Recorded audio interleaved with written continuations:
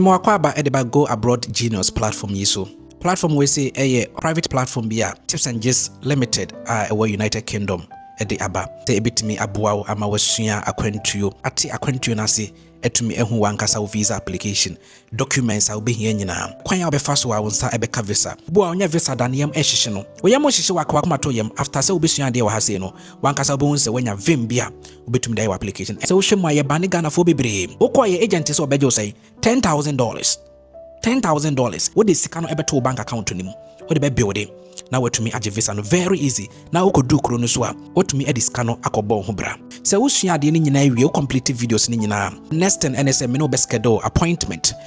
private consultation na me bisa enema wosua ye na de wonte ase nyina matome bo ase akirekire mu yie ama wate ase na build documents ni we a what they are sending me for a free review me review we are now the visa no ahihye so bookings flight hotel sa reservations no ni nyina wobesua nanso uwie na wo school sem anase computer sem no enkon kan a eno aso beka akire me na makochi wo bookings ne nyina ho na visa application no eno ye wona anko school but wa wakosko ne de fa platform is serious na esua ade ni nyina na obetumi aye bibia at the end of our studies no Enema measure and say obeti akwantu na say your foundation for visa success mindset. Afi the refusal letter eto one so assess with me read, interpret, understand and then amend. Afi so obesua bank statement. Home ties ni nyina. The way I see build the bank statement and a home ties no de ade. Enema ben and na okay kabo mu a ebetumi aye a strong home ties. Afi na waba itinerary. Kwan fa so book a flight. We do mobile phone and as our laptop ebe book a flight or hotel reservations tourist attraction centers conferences ni nyina obesua our platform yi so e country be here travel insurance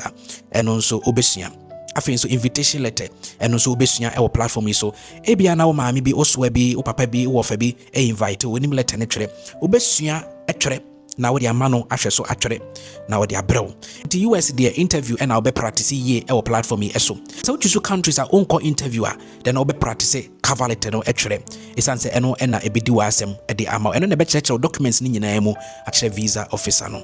afin so obesua application form no afin so appointment bookings any bibia so obesua our platform yi so we bibia na afi me no ask do appointment